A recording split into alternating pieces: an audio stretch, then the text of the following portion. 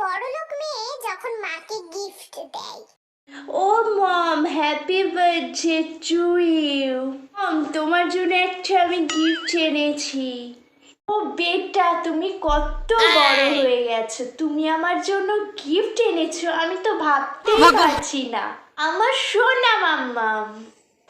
Yes mom, আজকে তোমার birthday বলে কথা, আর আমি তোমাকে কোনো গিফট দেব না তা কখনো হয় বলো? বেটা, তোমার মনে আছে এতেই আমি খুশি।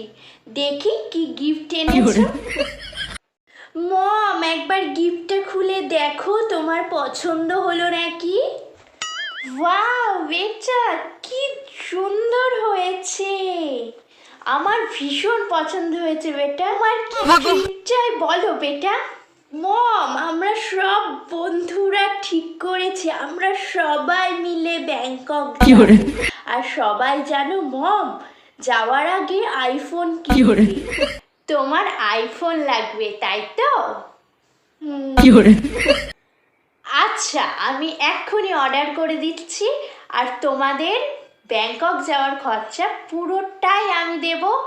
আর তোমার সব বন্ধুদের বলে দিও আই লাভ ইউ মম, আমার best mom, I love you বেটা। আমি যখন আমার মাকে গিফট দিই, ও মা, আরে কি জ্বালা, সবে ঘুমটা এসেছে, কি হয়েছে বল। হ্যাপি বার্থডে, একটা গিফট এনেছি তোমার জন্য। জন্মদিন আমার? আজকে তোমার জন্মদিন না, তার জন্য তোমার জন্য একটা গিফট এনেছি।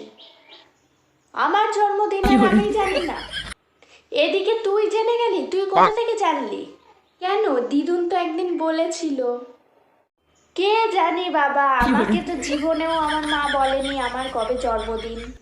থাক, অনেক হয়েছে, আর মন খারাপ করতে হবে না।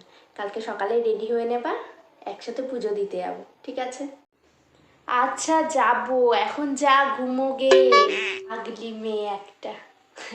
সব সময় কিছু পাওয়ার জন্যই যে কিছু করতে হবে তেমন কিন্তু নয়। আমরা মধ্যবিত্ত ঘরের ছেলেমেয়েরা বাবা মার মুখে হাসি ফোটানোর জন্য কিন্তু অনেক কিছুই করে থাকি, অনেক স্যাক্রিফাইস করে থাকি।